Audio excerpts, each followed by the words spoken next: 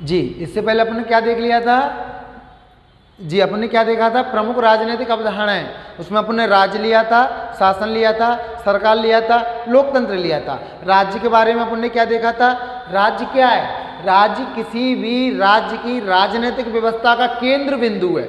राज्य किसी भी राज्य की राजनीतिक व्यवस्था का केंद्र बिंदु है। राज्य शब्द का सर्वप्रथम उल्लेख मैकैया वाली ने अपनी पुस्तक द प्रिंस में किया है।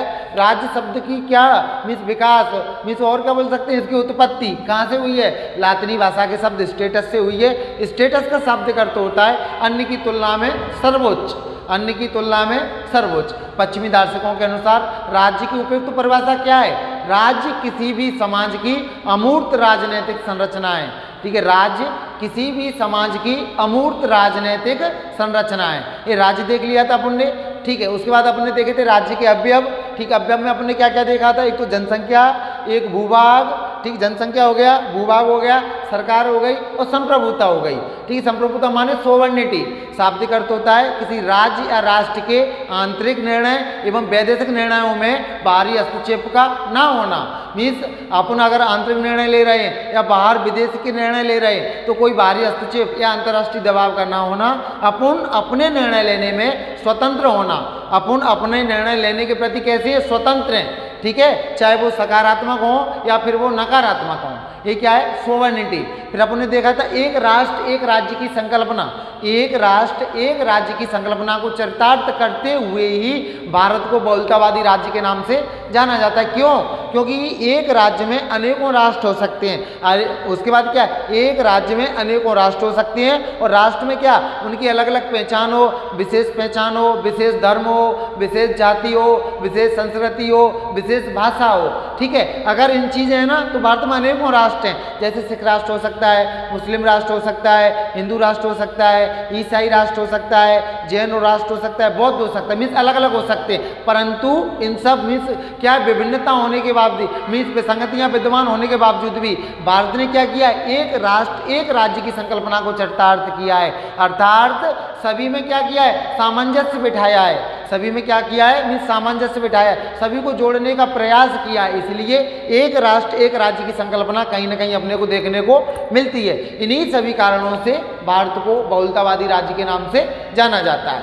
ठीक है, उसके बाद एक ट्विस्ट आता है, क्या 1947 से पहले, क्या 1947 से पहले अपन पूर्ण राज्य थे, तो इसका जवाब आता है नहीं। क्यों, क्योंकि अगर देखो मैंने पूर्ण राज्य के आपको आयाम बताए, अवयव बताए, अंग बताए। अगर कोई राज्य है, उसका अस्तित्व है, तो वो हाँ क्या होगा, पूर्ण राज्य जब होगा जब उसके पास एक जनसंख्या होनी चाहिए। और क्या, जनसंख्या के जनसंख्या कहाँ रहेगी, क्षेत्रफल होना चाहिए। अगर क्षेत्रफल है, उस क्षेत्रफल पर जनसंख्या है, वहाँ का शासन संचालित करने के लिए एक सरकार होना चाहिए। एक सरकार होना चाहिए जो क्या करे, लोक कल्याणकारी कार्य करे, जनहित में कार्य करे। ठीक है, और समावेशी रूप से कार्य करे। ठीक है, ये सब चीज अब सरकार होगी तो उसको निर्णय भी लेने रहेंगे। जब जन कल्याणकारी कार्य में, ठीक है, जब जन कल्याणकारी हित में कार्य करेगी, जब उसको निर्णय लेने में क्या होगी, स्वतंत्रता होगी, सोवर्निटी होगी, उसके ऊपर कोई बाहरी दबाव नहीं होगा। तो क्या होना चाहिए, अंतिम पड़ाव क्या है, सोवर्निटी माने संप्रभुता होनी चाहिए। अर्थात किसी भी राज्य के महत्वपूर्ण कितने आयाम हैं, 4 अवयव हैं। कौन कौन से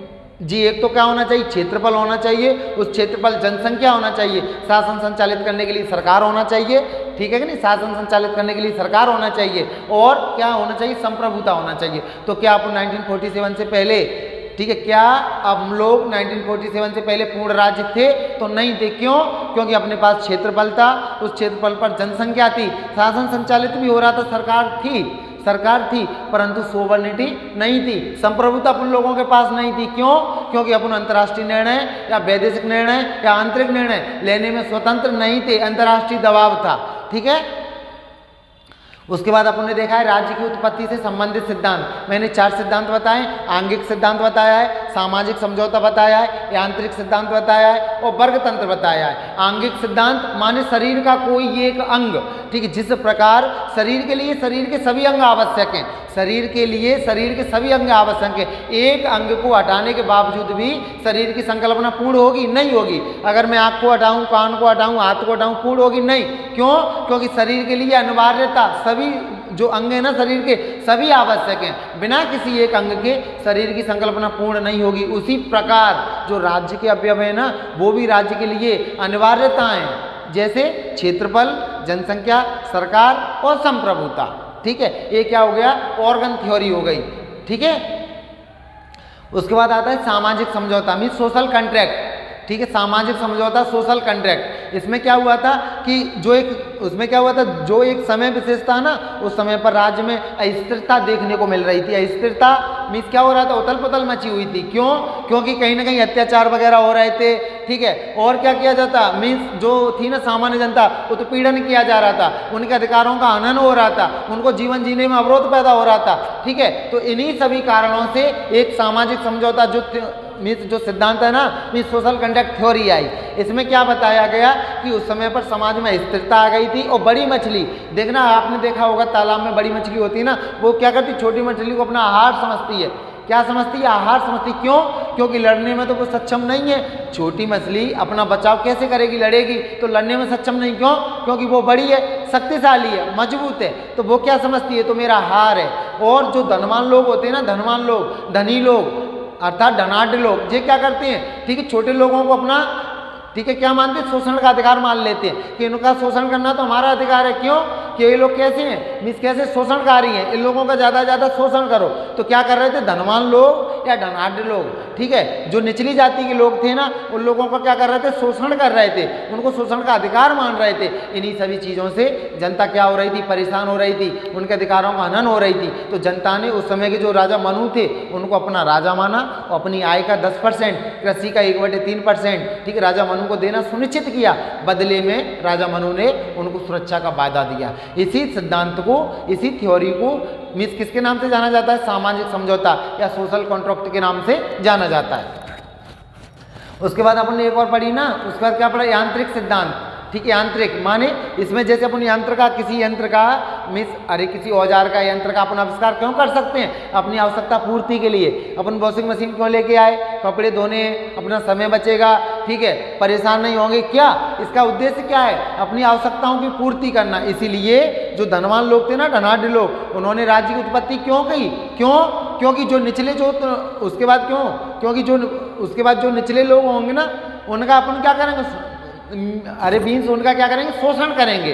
तो इसलिए क्या हुआ? यांत्रिक सिद्धांत मीन्स राज्य की उत्पत्ति एक यंत्र के रूप में अपनी आवश्यकता पूर्ति के लिए की गई थी। उसके बाद आता है वर्ग तंत्र। ये क्या है? शोषण का माध्यम है। वर्ग तंत्र क्या है?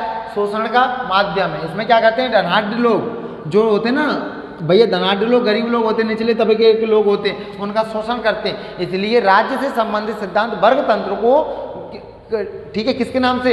मीन्स शोषण के माध्यम के नाम से जाना जाता है। ये आपके राज्य की उत्पत्ति से संबंधित चारों सिद्धांत हैं। आंगिक सिद्धांत हो गया, सामाजिक समझौता हो गया, और कौन सा? यांत्रिक सिद्धांत हो गया, और वर्ग तंत्र हो गया। अगली हेडिंग अपनी क्या थी? मीन्स सरकार और शासन।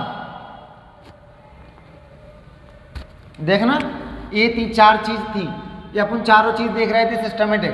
इसमें पहला क्या था? राज्य। दूसरा क्या था? सरकार। और तीसरा क्या था? शासन। और चौथा क्या था? लोकतंत्र।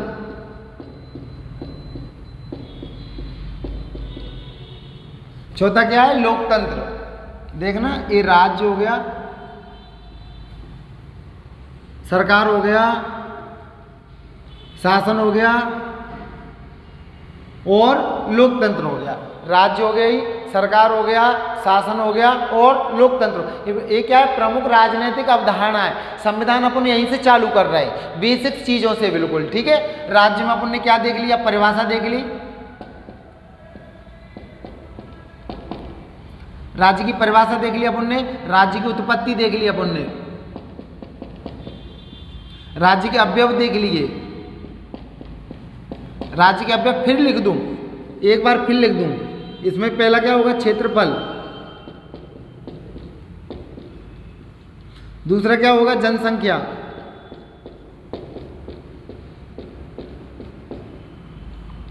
पहला कौन सा, क्षेत्रफल, दूसरा जनसंख्या, और तीसरा क्या होगा, सरकार, और चौथा क्या होगा, संप्रभुता। बिना इनके राज्य की संकल्पना नहीं की जा सकती। ठीक है, बिना इनके राज्य की संकल्पना नहीं की जा सकती। उसके बाद देखा था अपने राज्य की उत्पत्ति से संबंधित सिद्धांत।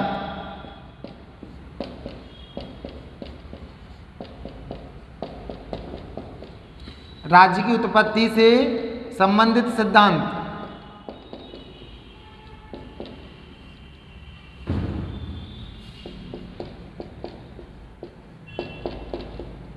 राज्य की उत्पत्ति से संबंधित सिद्धांत पहला कौन सा है जी, आंगिक सिद्धांत, ऑर्गन थ्योरी।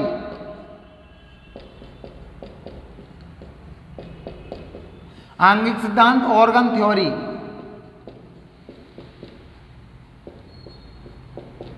ठीक है, दूसरा कौन सा है, सामाजिक समझौता।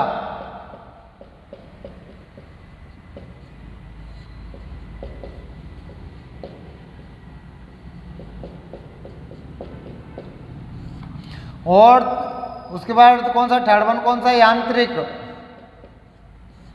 और लास्ट वन कौन सा है, वर्गतंत्र। अब बताओ राज्य का क्वेश्चन आपका कहां बाहर जाएगा। राज्य में अपन इतनी चीजें देख चुके हैं और अपन सिस्टमेटिक हर चीज को ऐसे ही देखेंगे क्वेश्चन आंसर फॉर्मेट में। राज्य में अपन परिभाषा देख चुके, उत्पत्ति देख ली, अवयव देख ली, उसका क्षेत्रफल, जनसंख्या, सरकार और संप्रभुता। ठीक है, राज्य की उत्पत्ति से संबंधित सिद्धांत, आंगिक सिद्धांत, ऑर्गन थ्योरी, और इसको क्या बोलते हैं, सोशल कॉन्ट्रैक्ट, सामाजिक समझौता। समाज के बीच एक समझौता ही तो हुआ था कि हम अपनी आय का 10% राजा मनु को देंगे। और कौन सा, यांत्रिक सिद्धांत और वर्गतंत्र। ये राज्य से संबंधित सिद्धांत हैं पूरे। ठीक है, अगला अपन टॉपिक चालू करते हैं, सरकार क्या है। अगला टॉपिक अपना क्या है, सरकार क्या है।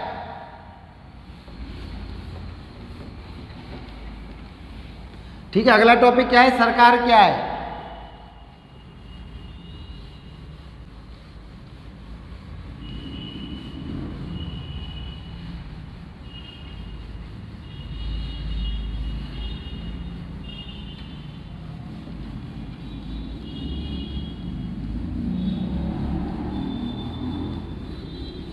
उसके बाद अगला टॉपिक क्या है, सरकार क्या है। ये राज्य देख लिया ना अपन ने, अब हटा दो। अब क्या देखेंगे अपन, सरकार क्या है।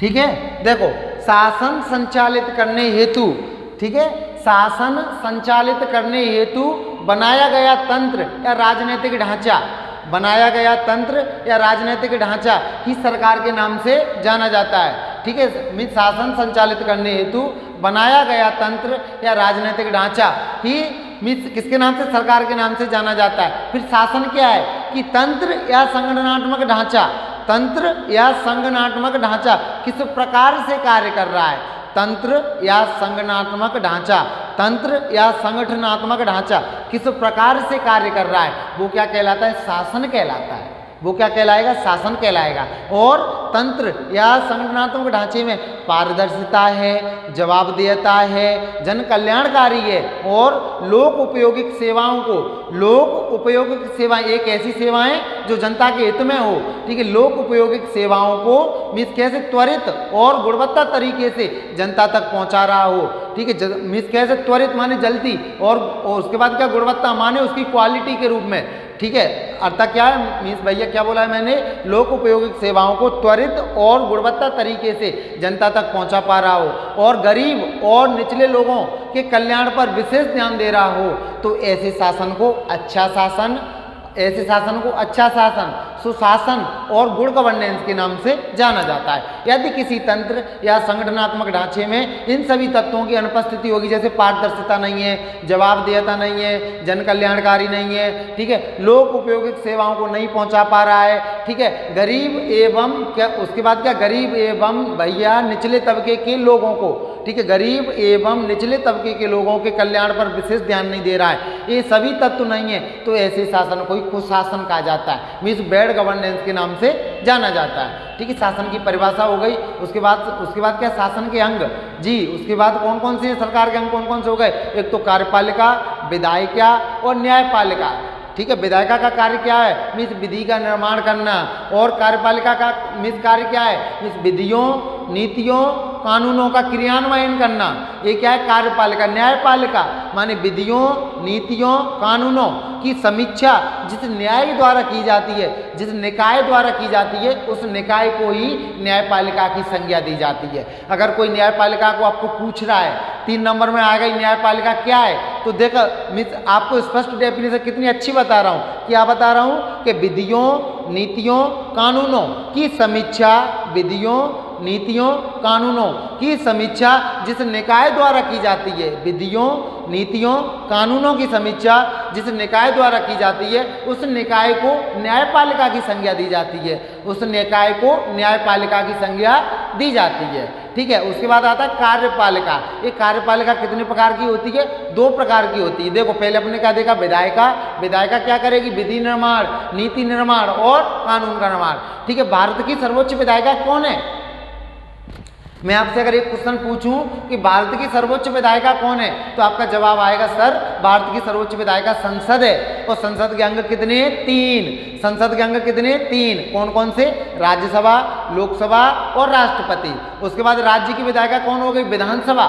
उसमें भी कौन कौन से, 3। कौन कौन से हो गए, एक तो विधानसभा हो गया, उसके बाद क्या हो गया, उसके बाद क्या है, विधानसभा हो गया, विधान परिषद हो गया और राज्यपाल हो गए। ठीक है, विधान परिषद किसी राज्य में भी अस्तित्व में है, किसी राज्य में नहीं है, तो ठीक है जब अपन पढ़ेंगे ना विधानसभा, विधान परिषद, ठीक है, जब अपन देख लेंगे कि अभी मीन्स कौन कौन से राज्यों में विधान परिषद अस्तित्व में है और कौन कौन से में नहीं है। ठीक है, उसके बाद आता है कार्यपालिका। ये कार्यपालिका क्या करता है, विधियों, नीतियों, कानूनों का क्रियान्वयन करता है कार्यपालिका। और कार्यपालिका कितने प्रकार का, 2 प्रकार का, एक तो राजनीतिक कार्यपालिका मीन्स अस्थायी कार्यपालिका, एक स्थायी कार्यपालिका। जो होता है ना राजनीतिक कार्यपालिका, ये निर्वाचित नहीं होते, ये क्या होता है, उसके बाद जो होता है ना राजनीतिक कार्यपालिका मीन्स इसको क्या बोलते हैं, इसको क्या बोलेंगे, टेम्परेरी मीन्स अस्थायी कार्यपालिका। ये निर्वाचित होते हैं, इनकी समय सीमा निश्चित नहीं होती है, जैसे प्रधानमंत्री हो गए, मंत्रिपरिषद वगैरह हो गए। और जो स्थायी कार्यपालिका होती है ये निर्वाचित न होकर के नियुक्त होते हैं और निश्चित समय अवधि, एक निश्चित समय अवधि तक मीन्स क्या करते हैं, पद को शोभित करते हैं या क्या करते हैं, पद का सृजन करते हैं, एक निश्चित समय अवधि तक अपने पद पर बने रहते हैं। ठीक है, जैसे अपन तैयारी कर रहे हैं ना सिविल सर्विस की, यूपीएससी हो गया, स्टेट पीसीएस हो गए, ये सब कौन सी स्थायी कार्यपालिका है। ये निर्वाचित नहीं हो रहे हैं, ये क्या हो रहे हैं, नियुक्त हो रहे हैं। और नियुक्त होने के बाद क्या हो रहे हैं, एक निश्चित समय अवधि तक अपने पद पर बने हुए हैं। ठीक है, उसके बाद आते हैं कार्यपालिका के जी, उसके बाद कितने प्रकार की होती है, एक तो आपको संसदीय शासन प्रणाली होती है, एक आपकी अध्यक्षात्मक शासन प्रणाली होती है, एक आपकी दोहरी कार्यपालिका होती है, एक आपकी दोहरी कार्यपालिका, एक आपकी बहुल कार्यपालिका। ये कौन सी होती है, बहुल कार्यपालिका। जो संसदीय शासन प्रणाली होती है ना, इसमें सदस्यों की भूमिका दोहरी होती है। अगर मेंस में आपको 5 मार्कर में पूछ लिया जाए कि संसदीय शासन प्रणाली क्या है, मेंस में आपको 5 मार्कर में पूछ लिया जाए कि संसदीय शासन प्रणाली क्या है, तो मात्र कुछ नहीं करना, आपको 4 लाइन ध्यान में रखना है। संसदीय शासन प्रणाली में एक तो सदस्यों की भूमिका दोहरी होती है और राज्य या राष्ट्र का प्रमुख कौन होता है, राष्ट्रपति होता है। सरकार का प्रमुख कौन होता है, प्रधानमंत्री होता है। और लोकसभा का सामूहिक उत्तरदायित्व होता है। मीन्स क्या होता है, सामूहिक उत्तरदायित्व। और विधायिका का कार्यपालिका पर नियंत्रण होता है। ये किसमें होता है, सभी संसदीय शासन प्रणाली में। उसके बाद आता है अध्यक्षात्मक शासन प्रणाली अर्थात प्रेसिडेंशियल फॉर्म ऑफ गवर्नमेंट। ये अमेरिका में कितने सदन, 2, एक तो सीनेट अपर हाउस और उसके बाद house of representative means lower house. उसके बाद आती दोहरी भूमिका या दोहरी कार्यपालिका। उसके बाद क्या आता है, दोहरी कार्यपालिका और बहुल कार्यपालिका। उसके बाद क्या आता है, दोहरी कार्यपालिका एक तो आती है, एक क्या आती है, ठीक है, एक तो दोहरी कार्यपालिका, एक बहुल कार्यपालिका। जो दोहरी कार्यपालिका कहाँ पाई जाएगी? फ्रांस में पाई जाएगी। ठीक है, यहाँ क्या रहता है? मीन्स एक तो राज्य का प्रमुख, राज्य या राष्ट्र का प्रमुख जितनी शक्तियाँ राष्ट्रपति के पास उतनी शक्तियाँ प्रधानमंत्री के पास, अर्थात जितनी शक्तियाँ राष्ट्रपति के पास होती हैं उतनी शक्तियाँ प्रधानमंत्री के पास में होती हैं। और उसके बाद क्या होता है? शासन के कितने अंग? 2 अंग हो जाते हैं। दोहरी कार्यपालिका। बहुल कार्यपालिका ये अपने को कहाँ देखने को मिलती है? स्विट्जरलैंड में देखने को मिलती है। बहुल कार्यपालिका कहाँ देखने को मिलती है? स्विट्जरलैंड में देखने को मिलती है। ठीक है, यहाँ पर क्या होता है? जो संघीय मंत्रिपरिषद होती है उसमें कम से कम 7 सदस्य होते हैं और 7 सदस्य मीन्स क्या विभिन्न पार्टियों के बारी बारी से चुने जाते हैं। इसलिए यहाँ पर कौन सी कार्यपालिका पाई जाती है? बहुल कार्यपालिका पाई जाती है। तो ये आपको छोटा सा मेरा क्या था? इंट्रोडक्शन था सरकार और शासन के बारे में। ठीक है, सरकार क्या है? मीन्स क्या? शासन संचालित करने के लिए बनाया गया तंत्र या संगठनात्मक ढांचा कोई सरकार के नाम से जाना जाएगा। शासन क्या है? तंत्र या संगठनात्मक ढांचा किस प्रकार कार्य कर रहा है। ठीक है, तंत्र या संगठनात्मक ढांचा किस प्रकार कार्य कर रहा है वह शासन कहलाता है। अगर इस तंत्र या यदि इस तंत्र या संगठनात्मक ढांचे में क्या होना चाहिए? पारदर्शिता है, जवाबदेहिता है, जन कल्याणकारी है, लोक उपयोगी सेवाओं को जनता तक पहुंचा रहा है और गरीब एवं निचले तबके लोगों के कल्याण पर विशेष ध्यान दे रहा है, तो ऐसे शासन को अपन अच्छा शासन, सुशासन और गुड गवर्नेंस के नाम से जाना जाता है। यदि किसी तंत्र या संगठनात्मक ढांचे में पारदर्शिता नहीं है, जवाबदेहिता नहीं है, जन कल्याणकारी नहीं है और क्या लोक उपयोगी सेवाओं को नहीं पहुंचा रहा है त्वरित और क्या गुणवत्ता तरीके से नहीं पहुंचा रहा है, मीन्स क्वालिटी नहीं मिल रही। जैसे मनरेगा चल रहा है आपका, ठीक है, मिड डे मील चल रहा है, ठीक है, अनाज योजना चल रही है, अनाज तो मिल रहा है परंतु अनाज की क्वालिटी नहीं मिल रही है, तो मीन्स वो शासन कैसा शासन? अच्छा शासन नहीं कहलाएगा। उसके बाद शासन की परिभाषा, ठीक है, किस प्रकार की? एक तो अध्यात्मक शासन प्रणाली, एक संसदीय शासन प्रणाली, एक संघात्मक, एक कौन सी होती है? एक तो संघात्मक होती है, एकात्मक और एक संघात्मक। उसके बाद शासन के अंग कौन कौन से हो गए? एक तो कार्यपालिका जो क्या करेगा? विधि निर्माण, नीति निर्माण, कानून निर्माण। और विधायिका, सर्वोच्च विधायिका कौन है? संसद है। संसद के कितने अंग हैं? 3। एक तो राज्यसभा, ये बताऊंगा अभी, लिखाऊंगा पूरा। राज्यसभा, एक आपकी लोकसभा और एक आपका राष्ट्रपति। ठीक है, इसके लिए एक ट्रिक बनाई है अपन ने। ठीक है, इसके अनुच्छेद में बताऊंगा, एक एक याद कराऊंगा। इसकी ट्रिक क्या है? सरला, सरला। सा माने संसद का उल्लेख अनुच्छेद 79 में, रा माने राज्यसभा 80 में और लोकसभा माने 81। ये ट्रिक है, ये सब बताऊंगा, एक एक अनुच्छेद आपको याद कराऊंगा। ठीक है, अपन ने देख लिया था, इसमें राज्य देख लिया था अपन ने। ठीक, राज्य के बाद अपन सरकार देखेंगे। अब सरकार देखेंगे और शासन, ये दोनों देखेंगे अपन, राज्य सरकार और शासन। और फिर क्या देखेंगे अपन? लोकतंत्र। उसके बाद क्या देखेंगे अपन? लोकतंत्र देखेंगे। ये तीनों चीज अपन सिस्टमेटिक कंटिन्यू करेंगे। ठीक है, राज्य को अपन कंटिन्यू कर चुके हैं, अपन सरकार या शासन देखेंगे। इसको मैंने समझा दिया आपको अभी, अब इसको लिखा देता हूं मैं। ठीक है, अब इसको क्या करता हूं? लिखा देता हूं मैं, सरकार क्या है और शासन क्या है। इसको अब मैं लिखा देता हूं, सरकार को और शासन को। ठीक है, इसको अब मैं लिखा देता हूं, सरकार और शासन। देखना, राज्य अपन देख चुके,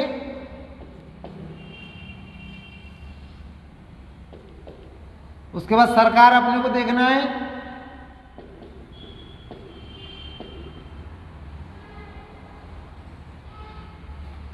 उसके बाद शासन अपने को देखना है,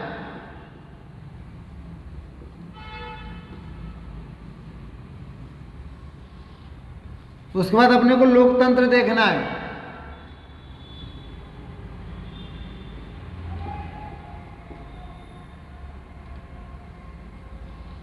उसके बाद क्या देखना है अपने को? लोकतंत्र देखना है, राज्य देखना है, सरकार देखना है, शासन देखना है और लोकतंत्र देखना है। राज्य अपन देख चुके, ठीक है, एक कंप्लीट हो गया। अगली हेडिंग डाल दो, सरकार।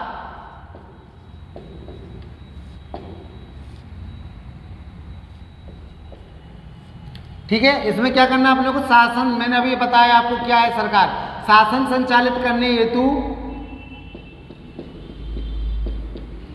शासन संचालित करने हेतु,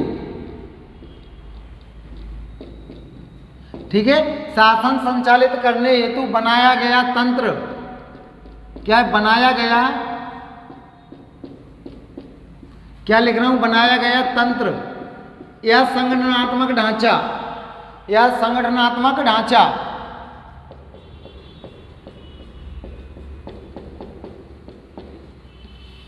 क्या लिखना है, बनाया गया तंत्र, ठीक है, क्या लिखना है, बनाया गया तंत्र, शासन संचालित करने हेतु बनाया गया तंत्र या संगठनात्मक ढांचा,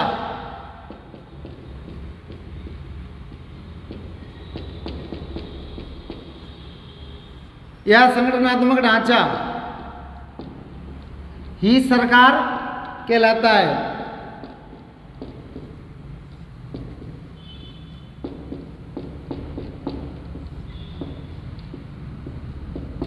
ठीक है, उसके बाद अपन देखें, सरकार देख लिया, फिर अपन देखते हैं शासन।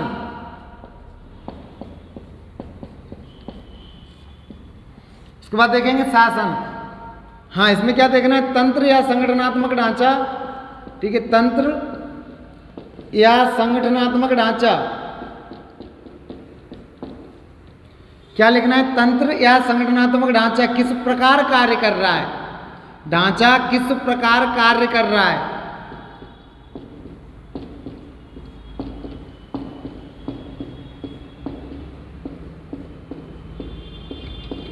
ठीक है, तंत्र या संगठनात्मक ढांचा किस प्रकार कार्य कर रहा है, ठीक है, उसे शासन कहते हैं, उसे शासन कहते हैं।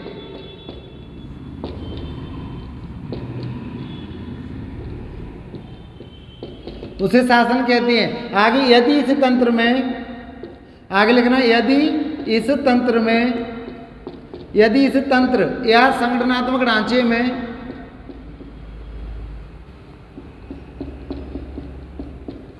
यदि इस तंत्र या संगठनात्मक ढांचे में,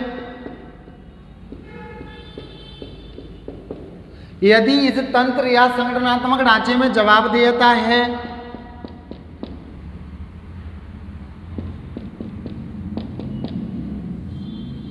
क्या लिखा, जवाबदेहता हो, पारदर्शिता हो,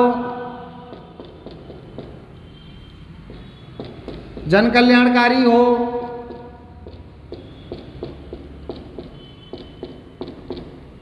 क्या लिखना है, जन कल्याणकारी हो, और क्या लिखना है, लोक उपयोगी हो, ठीक है, लोक उपयोगी सेवाओं को,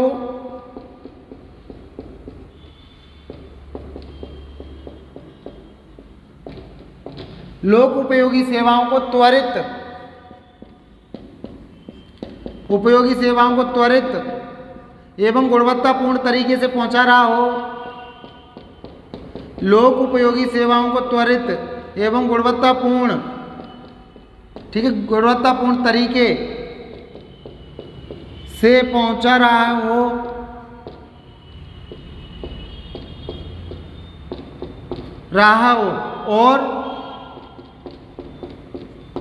और क्या लिखेंगे आगे, और गरीब एवं निचले तबके के लोगों का, और गरीब एवं कौन से लोग, मीन्स इसके, ठीक है, निचले तबके के लोगों को,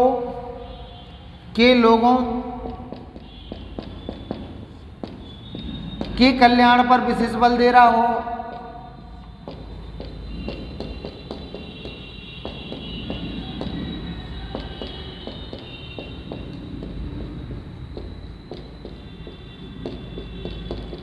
तो ऐसे शासन को,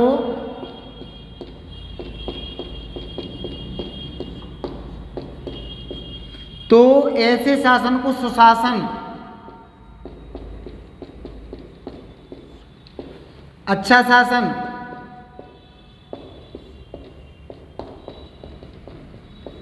या गुड गवर्नेंस कहा जाता है।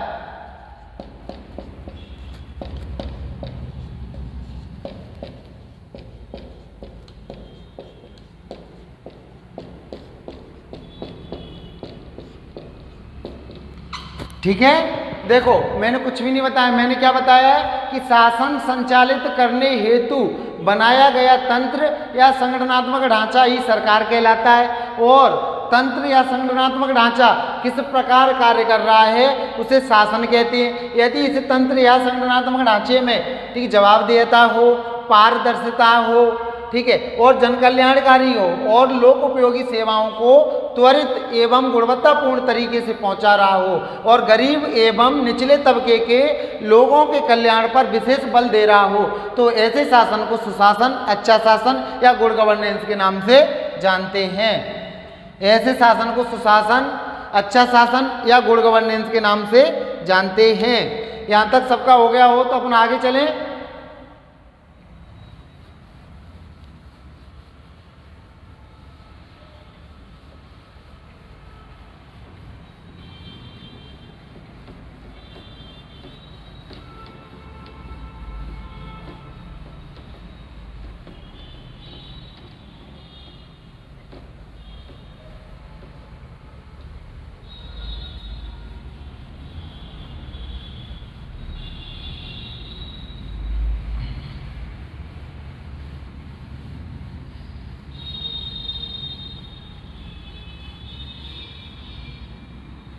यहाँ तक सबका हो गया। आगे चलते एज इट इज लिखना है बिल्कुल। और अगर पेपर में आए कॉपी पेस्ट कर दो। मेंस में एमपीपीएससी मेंस का टॉपिक है, पॉलिटी पूरा कराऊंगा एज इट इज, और जितने टॉपिक कराऊंगा उतने कंप्लीट कराऊंगा। ठीक है, संपूर्ण पॉलिटी की नहीं बोल रहा मैं, जितने टॉपिक कराऊंगा उतने कंप्लीट कराऊंगा यूट्यूब पे।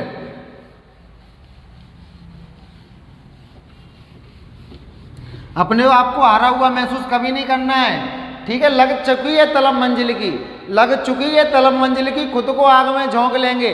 ठोकरें कहती हैं मारा जाएगा, ठोकरें कहती हैं मारा जाएगा, हौसले कहते हैं देख लेंगे। ठीक है, इसी के साथ अपने को निरंतर बहते हुए रहना है। ठीक है, जिस प्रकार जल बहता रहता है ना, जल हमेशा क्या रहता है, गतिशील रहता है, उसमें बदबू वगैरह नहीं आती, और जो जल रुक जाता है ना बदबू आने लगती है। इसी प्रकार इंसान है, निरंतर बहते चलो, समय के साथ में फ्लो कंटिन्यू रखो अपना।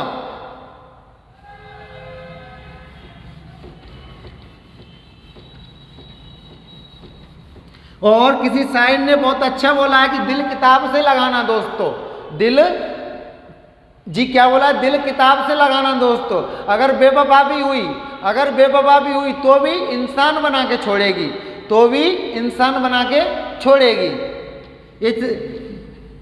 ठीक, इन चीज़ों को देख लिया करो आप कभी कभार, ये बहुत मोटिवेशन का काम करते हैं। और असली मोटिवेशन, ठीक है, असली मोटिवेशन आपका घर है, आपकी फैमिली है, आपके माँ बाप हैं, उनसे असली मोटिवेशन कोई नहीं है। जो रील चल रही है ना वो मोटिवेशन नहीं है, 2-5 मिनट का मोटिवेशन है वो, देखना। उसके बाद अगर किसी शासन में, उसके बाद अगर किसी शासन में क्या जवाबदेहता ना हो, क्या हो, जवाबदेहता हो, पारदर्शिता हो, जन कल्याणकारी हो,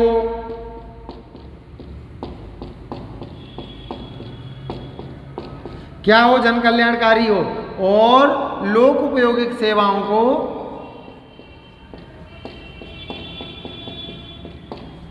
लोक उपयोगिक सेवाओं को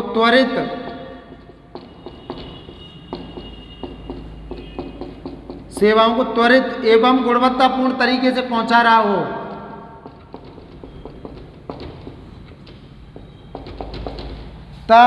पूर्ण तरीके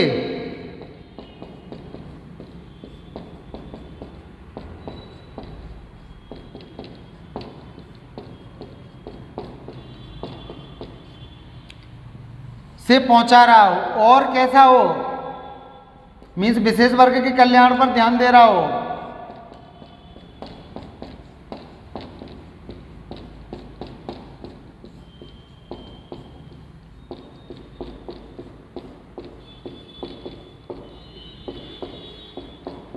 तो ऐसे शासन को अच्छा शासन,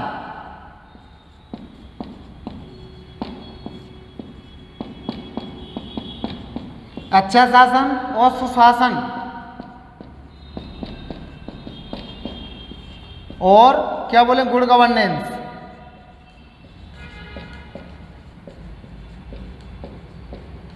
के नाम से जाने जाएंगे। अगर किसी शासन में जवाबदेहिता नहीं है, पारदर्शिता नहीं है, जन कल्याणकारी नहीं है, लोक उपयोगी सेवाओं को त्वरित एवं गुणवत्तापूर्ण तरीके से नहीं पहुंचा रहा है, विशेष वर्ग के कल्याण पर ध्यान नहीं दे रहा है, तो ऐसे शासन को अपन कुशासन, ऐसे शासन को कुशासन या बैड गवर्नेंस, ऐसे शासन को कुशासन या बैड गवर्नेंस के नाम से जाना जाएगा।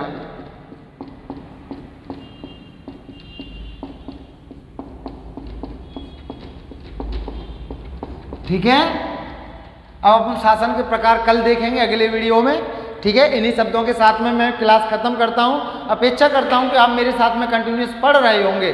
ठीक है, एक बार जाके घर पे कंटिन्यू बनना है। ठीक है, निरंतरता बनाए रखना है आपको। ठीक है, इन्हीं चीज़ों के साथ में मैं अपनी वाणी को विराम देता हूं। जय हिंद।